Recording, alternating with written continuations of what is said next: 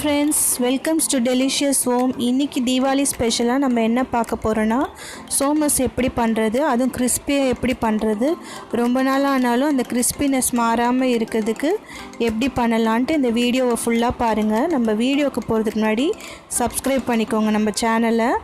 இப்போ நான் 1 கப் மைதா எடுத்துர்க்கேன். 1 கப் மைதாக்கு கொஞ்சமா உப்பு போட்டுக்கோங்க. நான் கொஞ்சமா salt ஆட் பண்ணிக்கிறேன். அப்புறம் கொஞ்சமா நான் எண்ணெய் ஒரு 2 ஸ்பூன் நீங்க ஹீட் பண்ணி கூட ஊத்திக்கலாம். நான் ஹீட் பண்ண எண்ணெய் தான் ஊத்தி இருக்கேன். ஹீட் பண்ணாமயே ஊத்திக்கலாம், பிரச்சனை இல்ல. 2 ஸ்பூன் எண்ணெய் ஊத்தி இருக்கேன். ஏன்னா எண்ணெய் நம்ம ஹீட் பண்ணி ஊத்துனா ரொம்ப கிறிஸ்பியா வரும் சோமஸ். இப்போ எல்லாத்தையும் போட்டு நல்லா பிசைஞ்சிக்கணும். இது சோமஸ்க்கு நம்மளுக்கு மாவு ரொம்ப சாஃப்டாக இருக்கக்கூடாது, கொஞ்சம் டைட்டாக இருக்கிற மாதிரி பிசைஞ்சிக்கணும். அப்போ தான் உள்ள அந்த கிறிஸ்பினஸ் ஸ்டே ஆகிட்டே இருக்கும், டக்குன்னு இதாகாது. ரொம்ப நாள் ஆனாலும், அதாவது ஒரு மாதம் ஆனால் கூட அது நல்லாயிருக்கும், மொறுனே இருக்கும் எப்பயுமே. இப்போ நான் கொஞ்சம் கொஞ்சமாக தண்ணி ஊற்றி ஆட் பண்ணிக்கிறேன்.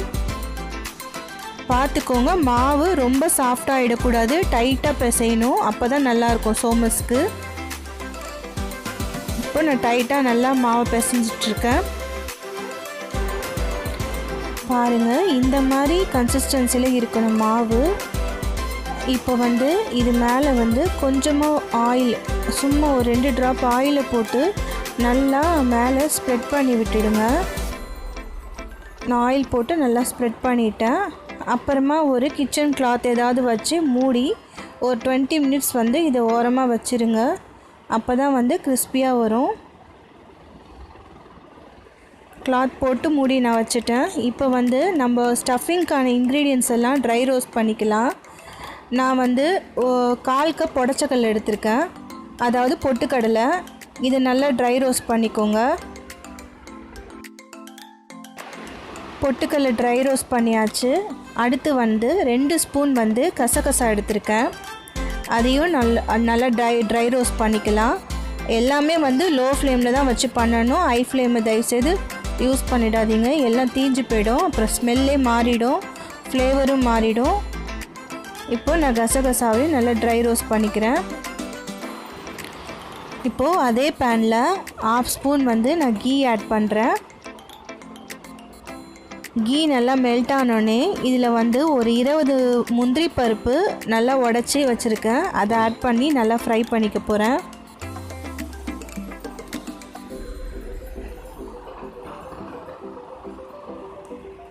முந்திரி பருப்பு உங்கள் ஆப்ஷனல், எவ்வளோ வேணாலும் போட்டுக்கலாம், இல்லைன்னா கொஞ்சமாகவும் போட்டுக்கலாம், இல்லை வேர்க்கடலை கூட நீங்கள் போட்டுக்கலாம், அதுவும் நல்லாயிருக்கும் டேஸ்ட்டு. முந்திரி பருப்பு தான் போடணுன்ட்டுலாம் இல்லை, நீங்கள் வேர்க்கடலை போட்டு கூட நல்லா ட்ரை ரோஸ்ட் பண்ணிக்கிட்டு கூட நீங்கள் கிரைண்ட் பண்ணிக்கலாம். இப்போ நான் முந்திரி பருப்பு போட்டு நல்லா வறுத்துக்கிறேன். முந்திரி நல்லா வறுப்பட்டுருச்சு. இப்போ நான் அரைச்ச மிக்சர் கிரைண்டரில் அரைச்ச தேங்காய் 1/4 கப் ஆட் பண்ணுறேன். நீங்கள் துருவின தேங்காய் கூட ஆட் பண்ணலாம், ப்ராப்ளம் இல்லை. நான் அரைச்சி தான் ஆட் பண்ணியிருக்கேன். இது நல்லா நம்ம ட்ரை ரோஸ்ட் பண்ண அந்த தேங்காயில் இருக்கிற தண்ணி எல்லாம் நல்லா வற்றிட்டு உங்களுக்கு நல்லா தூள் மாதிரி ஆகிடும். அந்த மாதிரி கன்சிஸ்டன்சி வரப்போ ஸ்டவ் ஆஃப் பண்ணுங்கள். தண்ணி பதம் கொஞ்சம் கூட அந்த தேங்காயில் இருக்கக்கூடாது, இல்லாட்டி சோமஸ் சீக்கிரம் கெட்டுடும். அதை கண்டிப்பாக ஃபாலோ பண்ணிக்கோங்க. இப்போது நான் நல்லா வறுத்துடுறேன். தேங்காய் நல்ல ஃப்ளேவர் வரும், வறுக்கிறப்பே நல்ல மணம் வரும் நமக்கு தேங்காயிலேருந்து, அப்போவே தெரியும் நல்லா ரோஸ்ட் ஆகிடுச்சுன்ட்டு. இப்போ எல்லா ரோஸ்டட் இன்க்ரீடியன்ஸையும் ஒரு பவுலில் ஆட் பண்ணி மிக்ஸ் பண்ணிக்கலாம். நம்ம ஃபஸ்ட்டு நான் கசகசா ஆட் பண்ணுறேன்.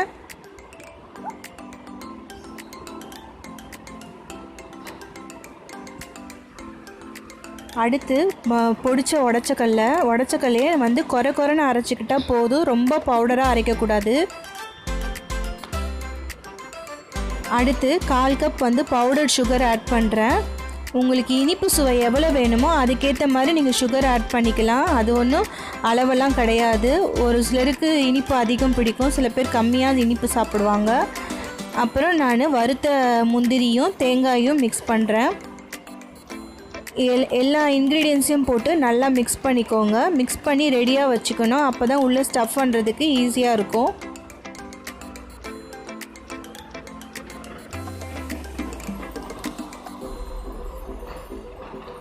எப்பயுமே தேங்காய் வந்து ஃப்ரை பண்ணுறப்போ நல்லா ஃப்ரை பண்ணிக்கோங்க. அது இம்பார்ட்டண்ட். அப்போ தான் வந்து நம்ம ரெசிபி வந்து ஸ்வீட் ரெசிபி வந்து கெட்டு போகாது. அதாவது சோமஸ் ரெசிபி கெட்டு போகாது. ரொம்ப நாள் ஆனாலும் நல்லாயிருக்கும். இப்போ நான் எல்லா இன்க்ரீடியன்ஸும் நல்லா மிக்ஸ் பண்ணிக்கிட்டேன். இப்போது 20 மினிட்ஸ் கழித்து இந்த மாவை ஓப்பன் பண்ணிடலாம்.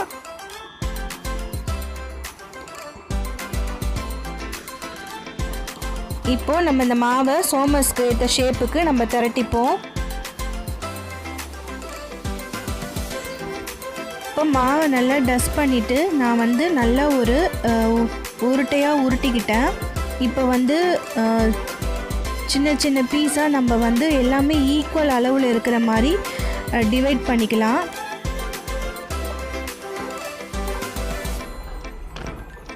இப்போ டிவைட் பண்ணிவிட்டு ஒரு இதையாக வந்து நம்ம திரட்டிப்போம்.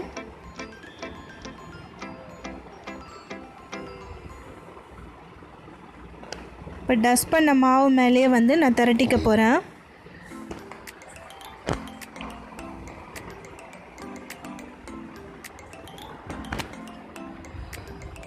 ரொம்ப திக்காகவும் திரட்டாமல் தின்னாகவும் இருக்கக்கூடாது, மீடியமான இதில் இருக்கணும். திரட்டிக்கிட்டேன். இப்போ வந்து நம்ம ஸ்டஃபிங்கை உள்ளே வச்சிடலாம். மாவுக்கு ஏற்ற சைஸில் அதுக்கேற்ற மாதிரி ஸ்டஃபிங் வச்சுக்கோங்க. ரொம்பவும் உள்ள ஸ்டஃபிங் நிறையா வச்சிங்கன்னா வந்து நம்மளுக்கு ஃபோல்ட் பண்ண வராது. இப்போ ஃபோல்ட் பண்ணிக்கிட்டு உங்களுக்கு கையில் ஷேப்பு பண்ண முடிஞ்சிச்சுன்னா பண்ணுங்கள். நான் கையில் பண்ணி காமிக்கிறேன்.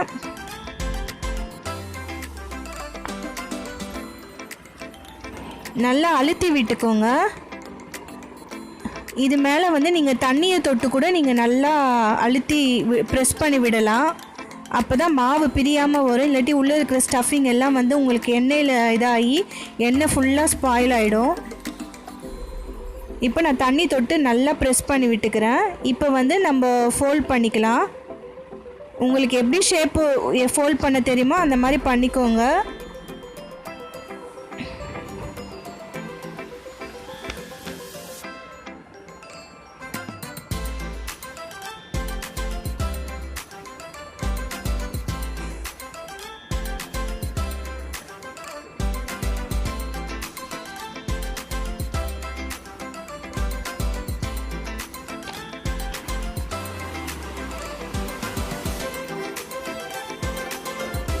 பாருங்கள், இந்த மாதிரி ஃபோல்ட் பண்ணிக்கோங்க.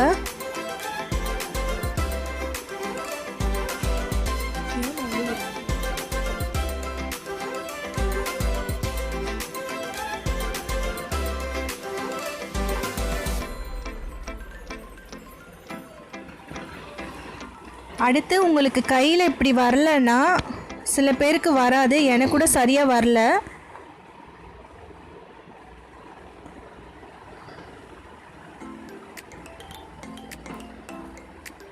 இப்போது நான் வேறு மெத்தடில் பண்ணி காமிக்கிறேன். அதே மாவை நல்லா திரட்டிக்கோங்க ரவுண்டாக.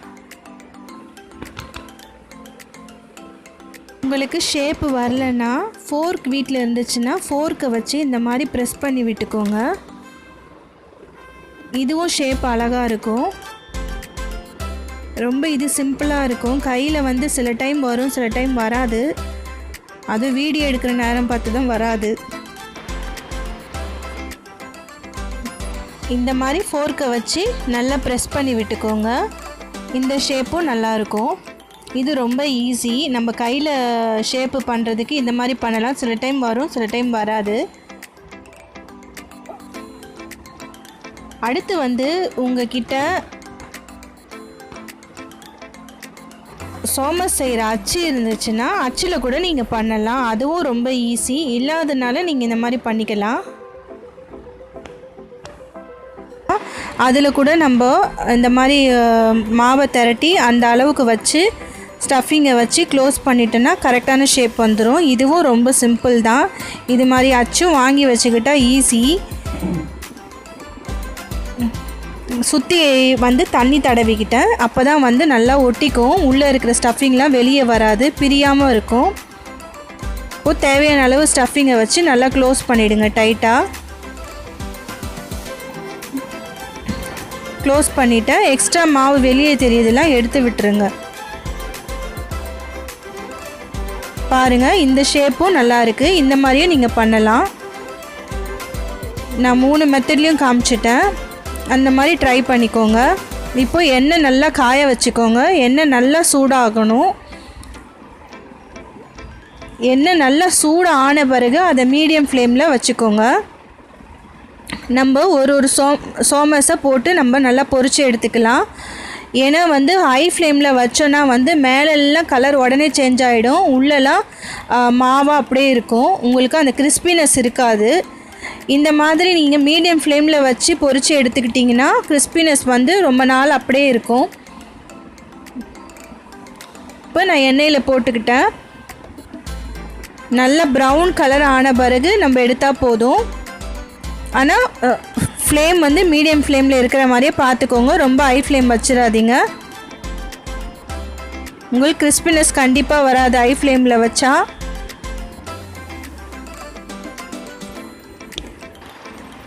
சோமஸ் நல்லா பொரிஞ்சிருச்சு.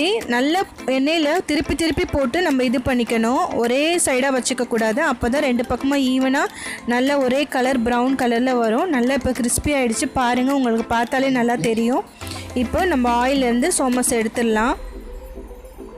எடுத்த பிறகு உடனே நம்ம அதை உடச்சி பார்த்தோன்னா கிறிஸ்பினஸ் இருக்காது. ஒரு 10 மினிட்ஸ் வெளியே வச்சுட்டு அதுக்கப்புறமா நம்ம உடச்சோன்னா நல்லா கிறிஸ்பியாக வரும். இந்த வீடியோ உங்களுக்கு பிடிச்சிருக்கும்னு நம்புகிறேன். இந்த வீடியோ உங்களுக்கு பிடிச்சிருந்தால் லைக் பண்ணி ஷேர் பண்ணி கமெண்ட் பண்ணுங்கள். கண்டிப்பாக கமெண்ட் பண்ணுங்கள். நெகட்டிவாக கமெண்ட்டாக இருந்தாலும் பாசிட்டிவாக கமெண்ட்டாக இருந்தாலும் பரவாயில்ல.